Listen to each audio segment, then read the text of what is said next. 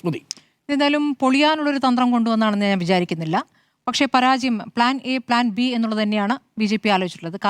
കാലാകാലമായി നേരത്തെ പറഞ്ഞതുപോലെ തന്നെ ഗോൾവാൾക്കർ വിചാരധാരയിൽ പറഞ്ഞിരിക്കുന്ന ഒരു രാജ്യം ഒരു തെരഞ്ഞെടുപ്പ് എന്നതിലേക്ക് വരുന്നതിൻ്റെ ആദ്യത്തെ പടിയാണ്. അപ്പോൾ അതിൻ്റെ ഭാഗമായിട്ടാണ് ഈ വനിതാ സംവരണത്തിൻ്റെ മറവിൽ ലോക്സഭ, നിയമസഭ, മണ്ഡല പുനർനിർണയം എന്ന ആലോചന കൊണ്ടുവന്നത്. ഉറപ്പായിട്ടും ഇത് പ്രതിപക്ഷത്തിൽ ഒരു വിള്ളലുണ്ടാക്കുമെന്നുള്ള പ്രതീക്ഷയുണ്ടായിരുന്നു. പക്ഷേ ഇതുവരെ ഇല്ലാത്ത വിധത്തിൽ ഐക്യപ്പെട്ടു എന്നുള്ളതാണ്. ഐക്യപ്പെടൽ തുടരേണ്ടതുണ്ട് എന്നുള്ളതാണ്. ഇത് നോക്കൂ, ഈ പരാജയത്തെ ഒരു പ്രചാരണ തന്ത്രമാക്കുമ്പോൾ അതിനുള്ള സൂചനകൾ തുടക്കത്തിൽ തന്നെ എക്സിലൂടെ മോദി നടത്തിയിട്ടുണ്ട്. ഇത് ബിൽ അവതരിപ്പിക്കുന്നതിന് മുൻപ് തന്നെ സ്ത്രീ ശാക്തീകരണമാണ് ലക്ഷ്യം. എല്ലാ കാലത്തും BJPയെ രക്ഷിച്ചിട്ടുള്ള ഒരു കാര്യം, അല്ലെങ്കിൽ BJPക്ക് തെരഞ്ഞെടുപ്പിൽ വിജയം നൽകിയിട്ടുള്ള ഒരു കാര്യം സ്ത്രീ പക്ഷത്തു നിന്നുള്ള കാര്യങ്ങൾ ചെയ്യുന്നു എന്നുള്ളതാണ്. നാരീശക്തി, ബേട്ടി ബച്ചാവോ ബേട്ടി പഠാവോ എന്നുള്ള കാര്യം വന്നു. മാത്രമല്ല ഇപ്പോൾ ഈ ഗ്യാസ് സിലിണ്ടറുകൾ ഓരോ വീടുകളിലും എന്നുള്ള കഴിഞ്ഞ തെരഞ്ഞെടുപ്പുകളൊക്കെ സഹായിച്ച കാര്യങ്ങളാണ്. അതേപോലെ തന്നെ ശുചിമുറി, സ്ത്രീകൾക്ക് എല്ലാ കാലത്തും പുറത്തേക്ക് പോകേണ്ടി വരുന്ന ഒരു സ്ഥിതി ഇവിടെയല്ല, നോർത്ത് ഇന്ത്യയിൽ അതാണ് അനുഭവിക്കുന്നത്. അപ്പോൾ അങ്ങനെ പോകുന്ന സ്ത്രീകൾ പീഡിപ്പിക്കപ്പെടുന്നതിൻ്റെ കണക്ക് വരെ പുറത്തു വന്നിട്ടുണ്ട്. അപ്പോൾ കുടിവെള്ള പ്രശ്നം, ഇതൊക്കെ തന്നെയും ഈ കാര്യങ്ങളിലൊക്കെ തന്നെയും BJP ചില കാര്യങ്ങൾ കൊണ്ടുവരികയും അല്ലെങ്കിൽ കൊണ്ടുവരുന്നു, പൂർണ്ണമായി എത്തിച്ചിരിക്കുന്നു എന്നൊരു ആഖ്യാനം കൊണ്ടുവന്ന് അത് വിജയിച്ച ഒരു ഫോർമുലയാണ് അവർക്ക്. അപ്പോൾ ഇതും ഇത് സ്ത്രീ വിരുദ്ധമാണ്. അതാണ് ഇപ്പോൾ രാഹുൽ ഗാന്ധിയുടെ വസതിയിലേക്ക് ഡൽഹി മുഖ്യമന്ത്രിയുടെ നേതൃത്വത്തിൽ, വനിതാ മുഖ്യമന്ത്രിയുടെ നേതൃത്വത്തിൽ പ്രതിഷേധം നടക്കുകയും കോലം കത്തുകയും ചെയ്തിരിക്കുന്നത്. അപ്പോൾ ഇതിനൊരു തുടർച്ചയുണ്ടാവും. പ്രധാനമന്ത്രി ഇന്ന് ഉറപ്പായിട്ടും ഇന്ന് പറയാൻ പോകുന്നത് ഇവിടെ പ്രതിപക്ഷം സ്ത്രീ വിരുദ്ധമാണ് എന്ന കാര്യം തന്നെയായിരിക്കും എന്ന കാര്യത്തിൽ ഒരു തർക്കവുമില്ല. പക്ഷേ പ്രതിപക്ഷത്തിനെ സംബന്ധിച്ച് ഇന്നിപ്പോൾ വാർത്താ സമ്മേളനം നടത്തുന്നു, പ്രതിപക്ഷം ശക്തമായി പ്രതികരിക്കുന്നുണ്ട്. പ്രിയങ്ക ഗാന്ധി പ്രതികരിച്ചിട്ടുണ്ട്. പ്രിയങ്ക ഗാന്ധി പറയുന്നു, നിങ്ങൾ സ്ത്രീ പക്ഷത്താണെങ്കിൽ ഇവിടെ ഉന്നാവ് ഉണ്ടാവില്ല, ഇവിടെ ഹത്രാസ് ഉണ്ടാവില്ല.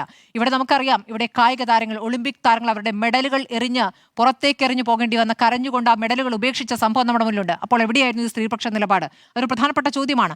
ആ ചോദ്യങ്ങൾക്കൊന്നും ഉത്തരം തരാതെ ആ സമയത്തൊക്കെ പ്രതികൾക്കൊപ്പം നിന്നിട്ടുള്ള BJP ഈ വിഷയത്തിൽ ഞങ്ങളിതാ സ്ത്രീപക്ഷത്താണ്, സ്ത്രീകൾക്ക് പൂർണ്ണമായും സ്ത്രീകളുടെ എണ്ണം കൂട്ടാനുള്ള ശ്രമം നടത്തുന്നു എന്ന് പറയുമ്പോൾ അതൊക്കെ വിശ്വസനീയമല്ല. പക്ഷേ ഇവിടെ കേരളത്തിലെ മാധ്യമങ്ങൾ റിപ്പോർട്ട് ചെയ്യുന്ന പോലെയല്ല നോർത്ത് ഇന്ത്യയിലെ മാധ്യമങ്ങൾ റിപ്പോർട്ട് ചെയ്യുന്നത്. ഇപ്പോൾ ഇത് എന്താണോ BJP ഉദ്ദേശിക്കുന്നത്, എന്താണോ കേന്ദ്ര സർക്കാർ ഉദ്ദേശിക്കുന്നത്, ആ നെറേറ്റീവിലേക്ക് മാധ്യമങ്ങൾ റിപ്പോർട്ട് ചെയ്യുന്ന രീതി കൂടി അവിടെ കാണുന്നുണ്ട്. അപ്പോൾ അത് വലിയ രീതിയിൽ സ്വാധീനം ചെലുത്തും. അപ്പോൾ അതിനെതിരെ ചെയ്യാനാവുക ഇന്നിപ്പോൾ പ്രിയങ്ക ഗാന്ധി നടത്തിയ വാർത്താ സമ്മേളനം പോലെ വാർത്താ സമ്മേളനങ്ങളല്ല, ജനങ്ങളിലേക്ക് ഇറങ്ങിച്ചെന്ന് ഇത് കൃത്യമായും വിശദീകരിക്കേണ്ടതുണ്ട്. ഇത് തമിഴ്നാട്ടിലും ബംഗാളിലും ഉറപ്പായിട്ടും ഇപ്പോൾ വരുന്ന ദിവസങ്ങളിൽ തെരഞ്ഞെടുപ്പ് നടക്കാൻ സംസ്ഥാനം, 2 സംസ്ഥാനങ്ങളിലും ഇത് കൃത്യമായി ഉപയോഗിക്കുമെന്നുള്ളതാണ് BJP. ഇന്നിപ്പോൾ രാഹുൽ ഗാന്ധി തമിഴ്നാട്ടിൽ പോയി ഇതിനെതിരെ ശക്തമായി പ്രതികരിച്ചിട്ടുണ്ട്. പശ്ചിമ ബംഗാളാണ് അടുത്ത ലക്ഷ്യം. അവിടെയാണ് കൃത്യമായിട്ടും ഈ കാര്യങ്ങൾ അവതരിപ്പിക്കേണ്ടത്. ഇതൊരു വാർത്താ സമ്മേളനത്തിലോ 1-2 വാർത്താ സമ്മേളനത്തിലോ ഒതുങ്ങുന്നതല്ല. പ്രതിപക്ഷം ശക്തമായി നിന്നുകൊണ്ട് ദിവസങ്ങളോളം ഇക്കാര്യത്തിൽ ക്യാമ്പയിൻ നടത്തി എന്താണ് ഇതിലെ കേന്ദ്രത്തിന്റെ തന്ത്രം എന്നുള്ള കൃത്യമായും ജനങ്ങളെ വിശദീകരിച്ചാൽ മാത്രമേ ഇതിൽ ഒരു പ്രതിപക്ഷത്തിന് അനുകൂലമായി, അല്ലെങ്കിൽ ഇതാണ് ജനങ്ങളോട് ചെയ്യാനിരുന്നത് എന്ന കാര്യം വ്യക്തമാക്കുന്ന രൂപത്തിലേക്ക് അത് ബോധ്യപ്പെടുകയുള്ളൂ എന്നുള്ളതാണ്. ദക്ഷിണേന്ത്യയുടെ എല്ലാ അവകാശങ്ങളും കവർന്നെടുത്ത് അല്ലെങ്കിൽ അപ്രസക്തമാക്കിക്കൊണ്ട് ഒരു ഹിന്ദി ബെൽറ്റിൽ പൂർണ്ണമായും അവരെ വിജയിപ്പിക്കുന്ന ഹിന്ദി ബെൽറ്റിൽ പൂർണ്ണമായും നിയന്ത്രണം നേടിക്കൊണ്ട് 2029 തൊട്ട് അങ്ങോട്ട് സമഗ്രാധിപത്യം ഇതാണ് ലക്ഷ്യമിടുന്നത്. ആ ലക്ഷ്യത്തിലേക്കാണ് നീങ്ങിയിരുന്നത്. അതിനാണ് തൽക്കാലം എന്തായാലും ഒരു തിരിച്ചടി നേരിട്ടുള്ളതെന്ന് വേണം മനസ്സിലാക്കാൻ. അതുകൊണ്ട് ഇത് പൊളിയാനുള്ളൊരു തന്ത്രമായി കൊണ്ടുവന്നാണെന്ന് ഞാൻ കരുതുന്നില്ല.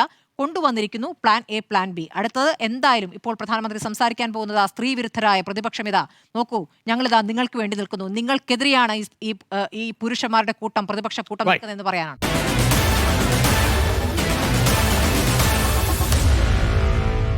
Meet the editors.